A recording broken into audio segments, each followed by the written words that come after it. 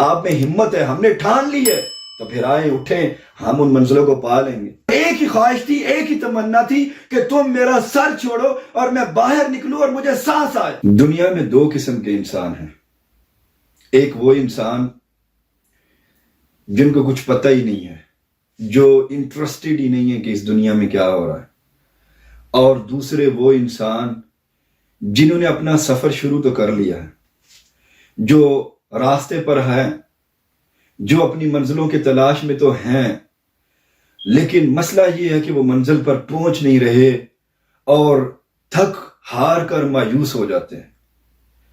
وہ سوچتے ہیں کہ ہم نے جو ریسورسز اور جو وقت ضائع کیا ہے، کاش ہم اس وقت کو، ریسورسز کو ضائع نہ کرتا۔ تو آج کی یہ باتیں ان کے اوپر فوکس کر کے کرنا چاہتا ہوں۔ پہلی بات تو یہ ہے کہ آدھی عمر سے پہلے انسان کی جو ادھیڑ عمر ہے، اس سے پہلے تو لیڈر ڈیفائن ہی نہیں ہوتا۔ اس وقت تک تو لیڈر تنہائیوں میں ہوتا ہے، اس وقت تک تو اس نے اپنی ذات کو ابھی ڈسکور نہیں کیا ہوتا، اور راستے میں بھٹک جانا، راستوں میں بھول جانا یہ کوئی بری بات نہیں ہے۔ ہر لیڈر کسی جگہ پر پہنچنے سے پہلے بھٹکا رہتا ہے۔ اس لیے اگر آپ بھی اپنی زندگی میں کہیں ایسی جگہ پر رہے ہیں یا ابھی موجود ہیں جب آپ کو سمجھ نہیں آ رہی، آپ فگر آؤٹ نہیں کر رہے کہ پرابلم کیا ہے، کہاں پر پرابلم ہے، آخر میں اپنے مقصد کو کیوں نہیں پا رہا، تو یہ وہ رائٹ مومنٹ ہے جس مومنٹ میں ابھی آپ کی صرف سیلف ڈسکوری جو ہے، آپ کو اپنی ذات کو پہچاننا باقی رہ گیا۔ باقی سارے وہ لاکھ کے نمبرز مل چکے ہیں، ایک آخری نمبر رہ چکا ہے، اور وہ ہے یہ سیلف ڈسکوری والا۔ سو اس میں پریشان نہیں ہونا، اور اگر آپ اس چیز میں محو اور مگن رہتے ہیں اور اپنے آپ کو کوستے رہتے ہیں کہ آخر میں نے کیوں اتنا ٹائم اور ریسورسز ضائع کیا، تو میں آپ کو یہ کہنا چاہوں گا کہ جو ہوتا ہے اچھے کے لیے ہوتا ہے۔ اب ایک اکبر بادشاہ کے زمانے میں اکبر بادشاہ کا ایک بڑا خاص وزیر تھا۔ اکبر بادشاہ بھی اس سے بڑی محبت کرتا تھا، اور اکبر بادشاہ جہاں پر بھی جاتا اس کے بغیر کبھی اس نے سفر نہیں کیا۔ تو اکبر بادشاہ نے سفر کا پروگرام بنایا اور اس اپنے وزیر کو ساتھ لیا، اور ساتھ لے کر وہ شکار کی طرف چل پڑے۔ جب جنگل میں پہنچے تو بادشاہ کے پاؤں کا انگوٹھا تھا، اس کے اوپر کوئی چیز لگی اور اس کا انگوٹھا کٹ گیا۔ اب سلطنت کا بادشاہ ہے، ورغلانے لگا، رونے لگا، او یہ میرے ساتھ کیا ہو گیا، میرا انگوٹھا کٹ گیا ہے، میں تو کسی کام کا نہیں رہا، میں تو اس سلطنت کا بادشاہ ہوں، تم مجھے انگوٹھا کٹنے سے بھی نہیں بچا سکتے تھے۔ تو اس وزیر نے کہا، بادشاہ سلامت، اب پریشان کیوں ہو رہے ہیں؟ اب پریشان نہیں ہو، جو ہوتا ہے اچھے کے لیے ہوتا ہے۔ بادشاہ جو درد میں تھا، جس کے پاؤں کا انگوٹھا کٹا ہوا تھا، دہش میں آ گیا، کہتا ہے اس وزیر کو واپس لے جاؤ، اور کل میرے واپس پہنچنے سے پہلے اس کو آپ لوگوں نے پھانسی پر لٹکا دینا۔ خیر وزیر خاموش ہو گیا، بادشاہ سلامت کا حکم تھا۔ اس کے سپاہیوں نے اس وزیر کو گرفت میں لیا اور لے کر وہ واپس چلے گئے۔ اب پیچھے جنگل میں بادشاہ اپنے وزیروں کے ساتھ رہ گیا، اور دوسرے سارے لوگ شکار کرنے کے لیے چلے گئے، کچھ اس کو پھانسی دینے کے لیے واپس چلے گئے تھے اپنے محل میں۔ خیر ہوا یہ کہ وہاں پر جنگلیوں نے حملہ کیا اور انہوں نے بادشاہ کو قید کر لیا۔ اب یہاں پر ایک بڑا انٹرسٹنگ پوائنٹ ہے کہ جب بادشاہ کو قید کر لیا تو انہوں نے کہا کہ یہ تو بڑا تندرست بندہ ہے اور اس کی تو ہم بلی چڑھائیں گے۔ بادشاہ پریشان ہو گیا۔ خیر انہوں نے اپنی تیاری کی بلی چڑھانے کے لیے، انہوں نے بادشاہ کو رسیوں سے باندھا، اور وہ اپنے ایک ڈنڈے کے اوپر انہوں نے بادشاہ کو لٹکایا، اور جب لے کر جا رہے تھے، جو ہی اس کی بلی چڑھانے لگے تو انہوں نے دیکھا کہ یار اس کا تو انگوٹھا کٹا ہوا ہے۔ تو اب جو جنگلیوں کا وہ سردار تھا نا، اس نے کہا اس کی تو بلی چڑھ نہیں سکتی، اس کا تو انگوٹھا کٹا ہوا ہے، اس کو چھوڑ دو۔ بادشاہ کو چھوڑ دیا۔ بادشاہ سلامت جو ہیں وہ وہاں سے آزاد ہوئے، بھاگتے بھاگتے اپنے وزیروں کے پاس گیا، سیکیورٹی کے پاس گیا، اس نے سارا معاملہ بتایا اور کہتا ہے کہ مجھ سے اتنی بڑی بھول ہو گئی، میرا وزیر وہ تو کل کو پھانسی لگ، چلو چلو واپس چلو۔ اس نے سب کو ساتھ لیا اور سب کو لے کر واپس وہ محل کی طرف روانہ ہو گئے۔ جب بادشاہ سلامت واپس محل میں پہنچا اور محل میں پہنچنے کے بعد اس نے دیکھا کہ ابھی وزیر کو بس انہوں نے رسی کے اوپر لٹکایا ہوا تھا، ابھی وہ نیچے سے تختے کو کھینچنے والے تھے کہ بادشاہ نے آواز دی بس اس کو پھانسی نہ دینا۔ اب بادشاہ سلامت جو ہیں وہ اس کے پاس گئے، وزیر کے پاس، اور بادشاہ ہوتے ہوئے بھی اس نے ایسے ہاتھ باندھے، اس نے کہا مجھے معاف کر دو، میں تو جانتا ہی نہیں تھا کہ تم مجھ سے اتنی محبت کرتے ہو اور تمہاری بات میں کتنی گہرائی تھی، وہ تو مجھے ابھی سمجھ آئی ہے کہ کتنی گہرائی تھی، مجھے معاف کر دو۔ اگر یہ میرا انگوٹھا نہ کٹا ہوتا تو انہوں نے میری بلی چڑھا دینی تھی۔ اچھا، اب جو وزیر تھا، وزیر کہتا ہے بادشاہ سلامت آپ فکر نہیں کریں، جو ہوتا ہے اچھے کے لیے ہوتا ہے۔ بادشاہ سلامت نے چونک کر دیکھا، اس نے کہا اب کیا جو ہوتا ہے اچھے کے لیے ہوتا ہے، اس کا کیا مطلب ہے؟ کہتا ہے بادشاہ سلامت اگر آپ کی جگہ وہ مجھے جنگل میں اٹھا کے لے کے جاتے تو انہوں نے آپ کی جگہ میری بلی ضرور چڑھا دینی تھی۔ اس لیے میں کہہ رہا ہوں کہ جو ہوتا ہے اچھے کے لیے ہوتا ہے۔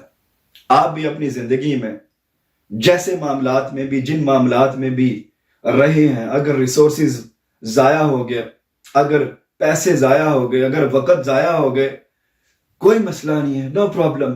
ایٹ لیسٹ آپ نے اپنی ذات کی سیلف ڈسکوری تو شروع کر دی۔ اور انسان کا سب سے بڑا اثاثہ مال و دولت نہیں ہے، بنگلے کوٹھیاں نہیں ہیں، انسان کا سب سے بڑا اثاثہ یہ ہے کہ انسان اپنے آپ کو ڈسکور کر لے، اپنے آپ کو اس قابل بنا لے کہ وہ کوٹھیاں اور بنگلے اگر اسے لے بھی لیے جائیں تو وہ دوبارہ ان کو بنا سکے۔ اس دنیا میں کتنے ملین لوگ ہیں جو لاٹریاں جیتتے ہیں، اور لاٹریاں جیتنے کے بعد کیا ہوتا ہے؟ 3 سال بعد جاؤ واپس وہ غریبی کی زندگی گزار رہے ہوتے ہیں۔ کیوں؟ کیونکہ ان کو پتہ نہیں ہوتا، وہ اس قابل نہیں ہوتے کہ وہ اس پیسے کو یوز کر کے دوبارہ پیسہ بنا سکے۔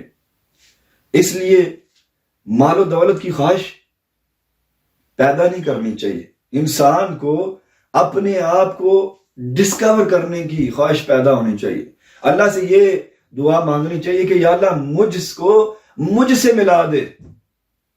وہ شعر ہے نا، اپنے من میں ڈوب کر پا جا سراغ زندگی، اپنے من میں ڈوب کر پا جا سراغ زندگی، تو میرا نہیں بنتا نہ بن، تو اپنا تو بن۔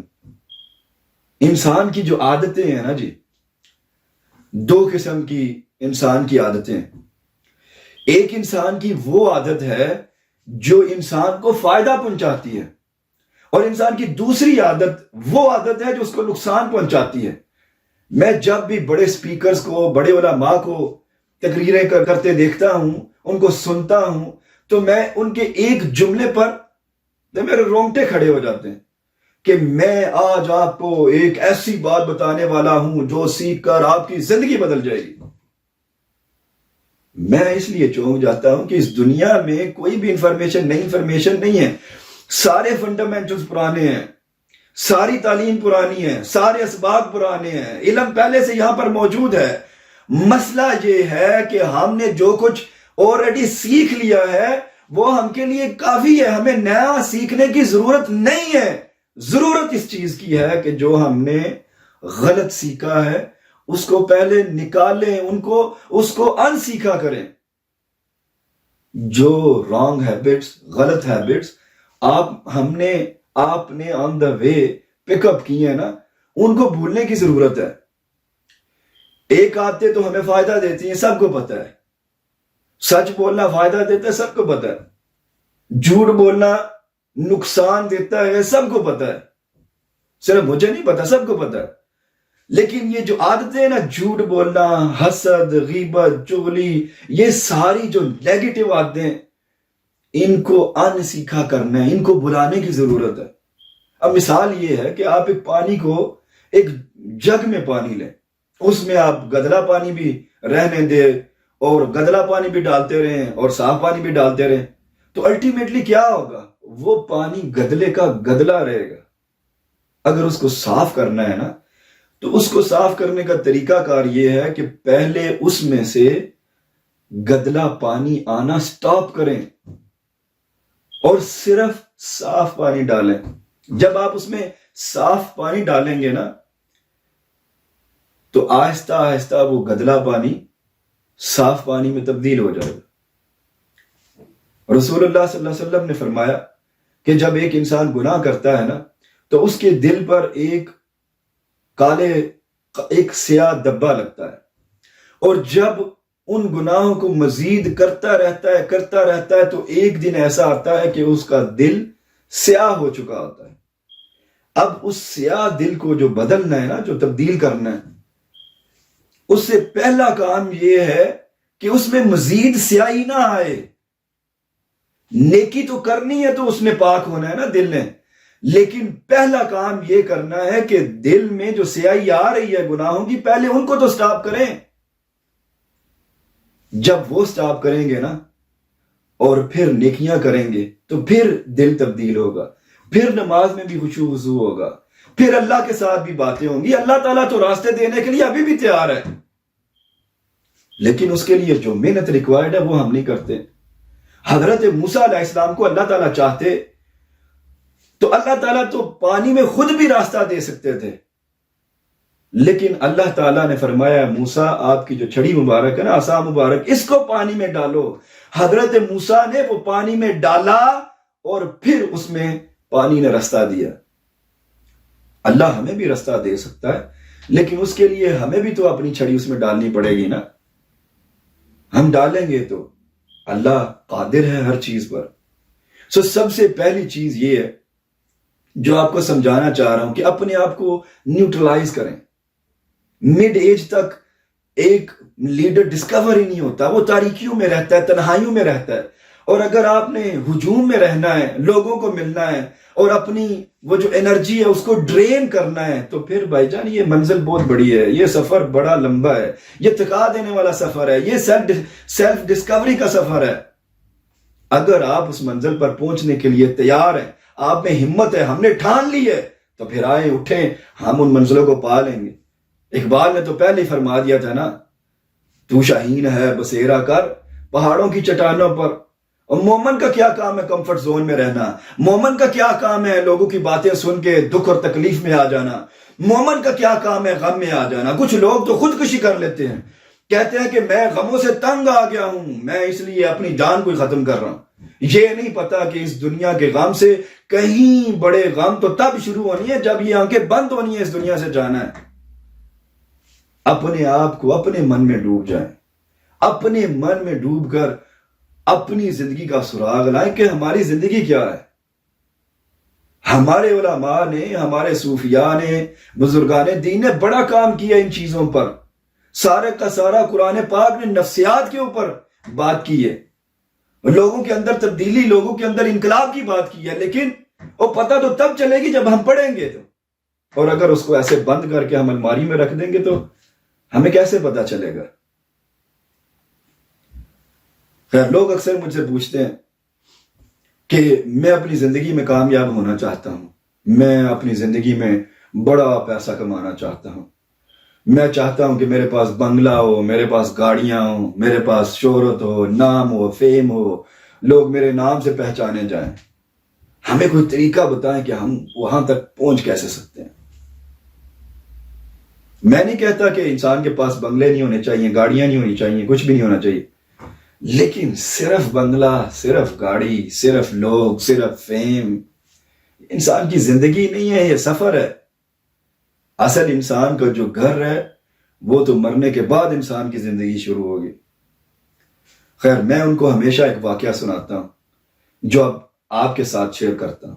ایک لڑکا جب اپنی جوانی کے جوبن میں آیا، جوان ہوا، اپنے ارد گرد لوگوں کو دیکھا کہ بڑے امیر ہیں، بڑا پیسہ ہے، رئیس ہے، نوکر چاکر ہیں، لوگ ان کے پیچھے پیچھے پھرتے ہیں، بزنسز ہیں، تو اس کے دل میں بھی خواہش پیدا ہوئی کہ میں بھی ان لوگوں کی طرح امیر ہوں. بڑی کوششیں کی، بڑے سیمینار اٹینڈ کیے، بڑی آن لائن ٹریننگز لیں، بڑی کلاسز لیں، بڑے لوگوں سے ملا، لیکن کامیابی تھی کہ کہیں سراغ بھی نہیں ملتا تھا. تو اس نے کہیں سے سنا کہ ہمارے نزدیکی ایک گاؤں میں ایک گرو ہے اور وہ لائف کے بارے میں، زندگی کے بارے میں سب کچھ جانتا ہے. اگر تم وہاں چلے جاؤ، اس گرو سے ملو، تو وہ گرو تمہاری ضرور مدد کرے گا. خیر اس نے ارادہ کیا، اس میں لگن تھی، اس میں جذبہ تھا کہ میں نے بس کمانا ہے اور میں نے بنگلہ لینا ہے، گاڑیاں لینی ہے. ڈھونڈتے ڈھونڈتے گرو کے پاس پہنچ گیا. دروازہ کھٹکھٹایا، ایک بندہ باہر آیا، پوچھا آپ کون ہے؟ اس نے اپنا تعارف کروایا. تو بچے نے کہا کہ یہاں پر اس گھر کا مجھے پتا چلا یہاں پر کہیں ایک گرو رہتا ہے، تو میں چاہتا ہوں کہ وہ گرو مجھے کامیابی کا راز بتائے. تو اس نے کہا میں گرو تو نہیں ہوں، میں بھی زندگی کا ایک طالب علم ہوں. اگر تم چاہو تو میں تمہیں راز بتا سکتا ہوں، لیکن ابھی میں مصروف ہوں. کل صبح پورے 5 بجے میں ساحل سمندر پر تمہارا انتظار کروں گا، بیچ پر. اب لڑکا جو ہے وہ بڑا ایکسائٹڈ ہو گیا، یہ میں کامیاب ہو جاؤں گا، میں بڑا پیسہ کما لوں گا، مجھے تو وہ جو لاکھ کا آخری حصہ تھا، وہ جو آخری نمبر تھا، وہ مجھے مل گیا ہے، اب تو کامیابی میری پکی ہے. سارے راستے میں جاتے جاتے سوچتا رہا، گاڑیوں میں، خیالی بنگلوں میں پھرتا رہا. گھر پہنچا، رات ہوئی، بیڈ پر لیٹا، نیند ہی نہیں آ رہی. ایکسائٹمنٹ اتنی ہے نا، کامیاب ہونا ہے، اس نے گاڑیاں لینی ہے، بنگلہ لینا ہے. خیر رات جاگتے گزار دی. جب صبح ہوئی نا تو جلدی جلدی اٹھا.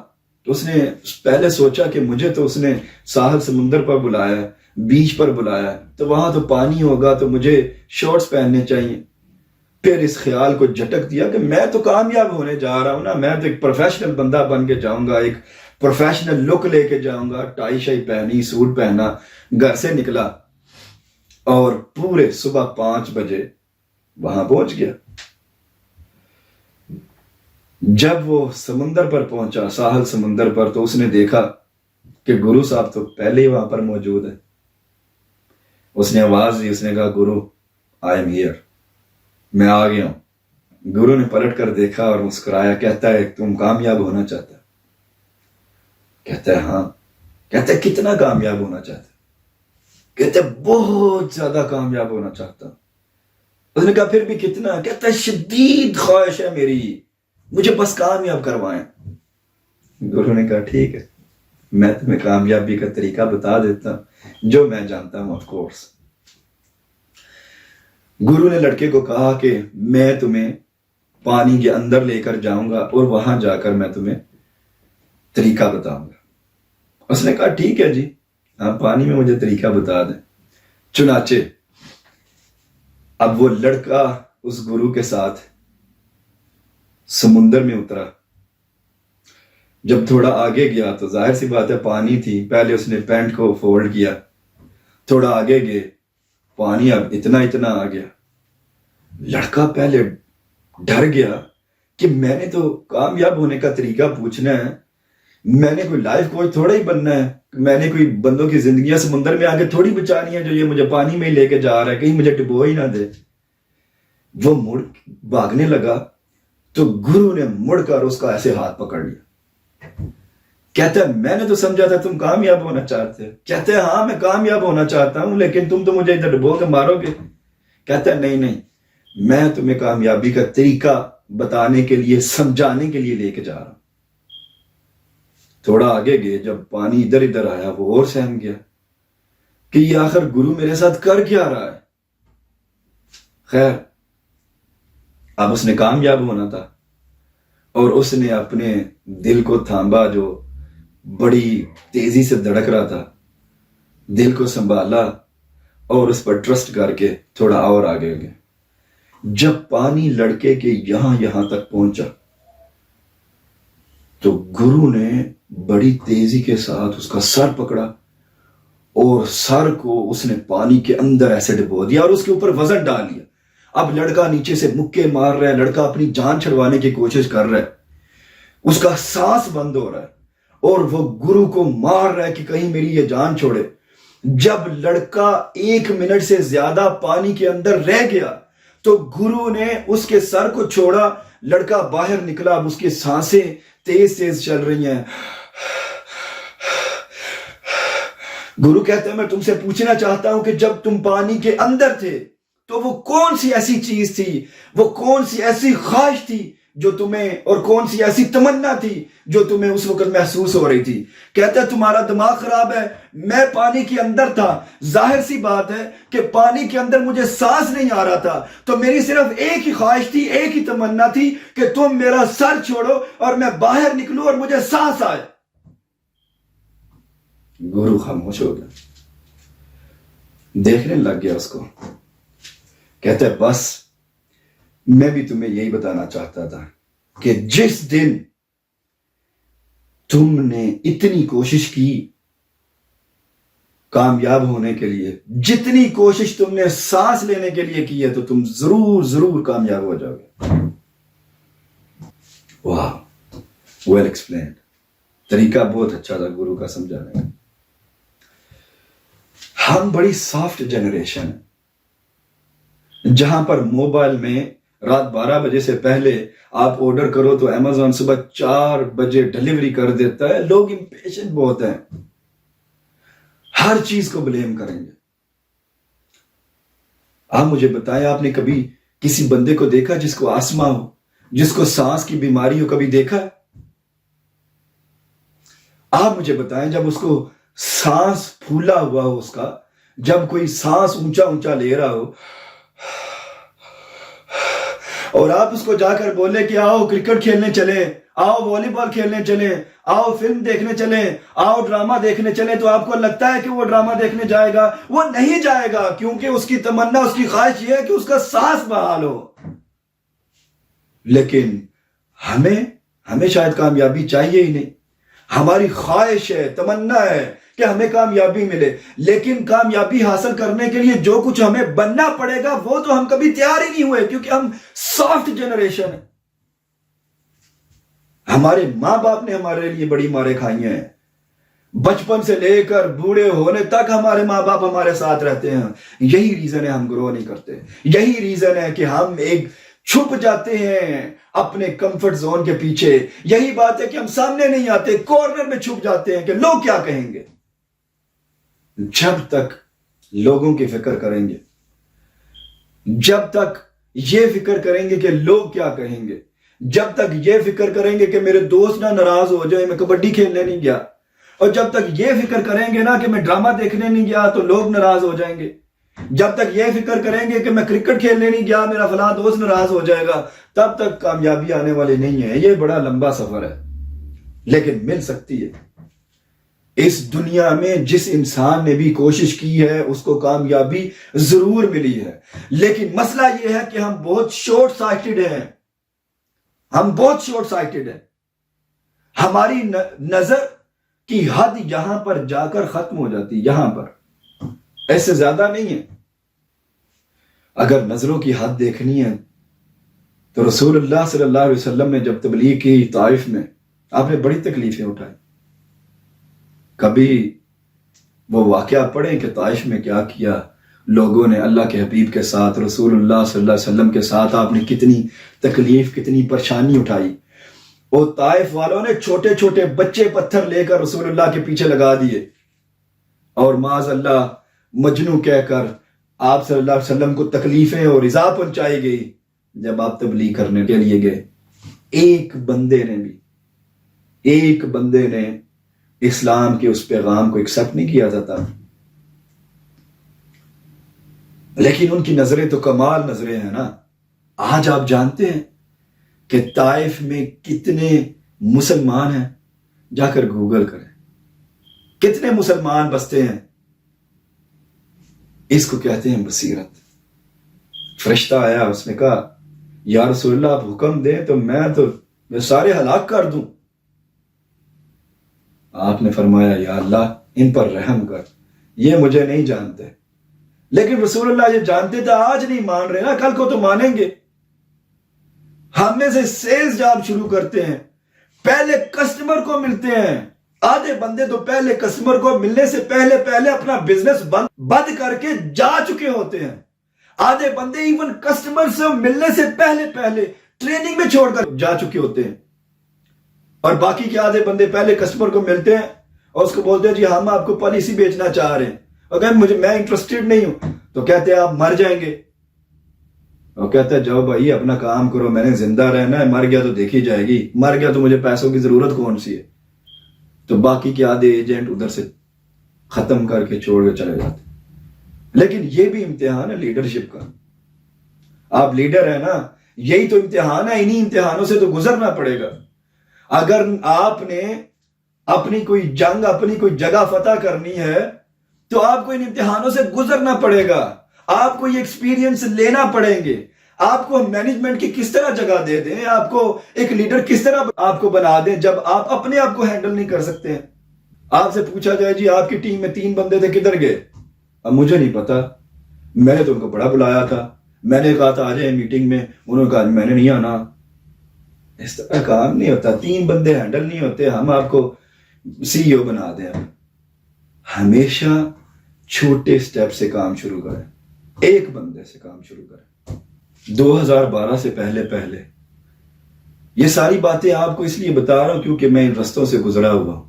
جس جگہ پر آپ ہیں, جس رستے پر آپ ہیں, ان راستوں کو میں کراس کر چکا ہوں. میں جانتا ہوں آپ کیا فیل کرتے ہیں, میں جانتا ہوں آپ کے ذہن میں ابھی بھی آ رہا ہے بٹ اگر یہ ہو جائے, اگر وہ ہو جائے, اگر یہ ہو جائے, اگر مگر کچھ نہیں, کسی نے کوئی چینج نہیں ہونا.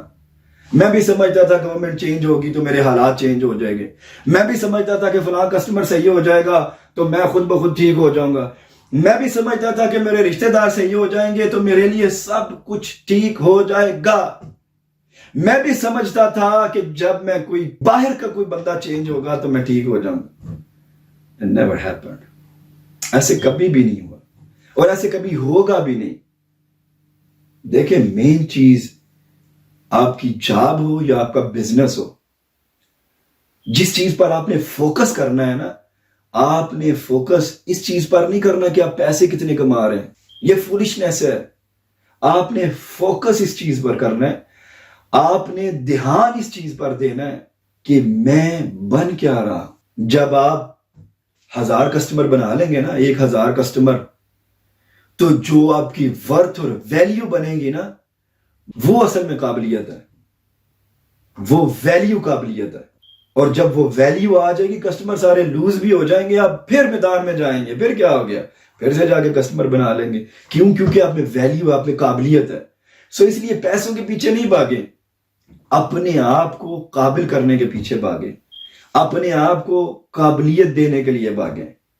اور جب آپ اپنے آپ کو قابل بنا لیں گے تو میں یقین سے کہتا ہوں, میں دعوے سے کہتا ہوں, وہ جو ڈارکنیس کا پیریڈ ہے نا, وہ جو لیڈر کے ڈسکور ہونے کا پیریڈ ہے, جب وہ گمنام رستوں پر ایک لیڈر چلتا ہے, جب ظاہر ہی نہیں ہوتا, وہ ڈسکور ہی نہیں ہوتا, وہ اپنا سفر طے کر رہا ہوتا ہے, وہ ایکسپیرینس لے رہا ہوتا ہے, اس لیے ڈسکور نہیں ہوتا. جب آپ اپنا کام پوری ایمانداری اور قابلیت سے کریں گے نا, تو آپ یقین کریں آپ کو کسٹمرز کی ضرورت ہی نہیں ہے. وہ آپ سے خود آپ سے رابطہ کریں گے, آپ کو ڈھونڈیں گے کہ یہ بندہ کہاں سے ہے, یہ بندہ کدھر سے ہے, کیونکہ آپ میں قابلیت ہوگی. اس لیے اپنے آپ میں قابلیت پیدا کریں, پیسوں کے پیچھے مت دوڑیں. آخری بات کہہ کر اجازت چاہوں گا. میں نے 14-15 سال یہ پیسوں سے کی غرض سے جو ہم کرتے ہیں نا, فلاں کام شروع کر لو اس میں پیسہ بڑا ہے, فلاں کام کر لو اس میں پیسہ بڑا ہے, فلاں کام کر لو اس میں پیسہ بڑا ہے, یہ سارا کچھ لرن کر کے ان راستوں پر چل کے جو میں نے ڈسکوری کی ہے وہ یہ ہے کہ جب آپ وہ کام کرتے ہیں نا, جو کام کرنے میں آپ کی لگن ہے, جس کام میں آپ کی محبت ہے، جو آپ کا پیشن ہے، تو پیسہ خود بخود آ جاتا ہے۔ پیسہ بزنسز میں نہیں ہے پڑا ہوا، پیسہ آپ کی قابلیت کے مطابق آپ کو ملتا ہے۔ جب آپ اپنے پیشن پہ کام کریں گے نا، اپنے آپ کو قابل بنائیں گے، اپنے آپ کو ڈیولپ کریں گے، اپنے آپ میں قابلیت پیدا کریں گے، اپنے آپ کو ڈیکوریٹ کریں گے، اپنے آپ میں نئی نئی سکلز لے کے آئیں گے، کمیونیکیشن سکلز لے کے آئیں گے، تو تب یہ دنیا خود ہی آپ کو مان لے گی اور آپ کے پیچھے چلنا بھی شروع ہو جائے گی۔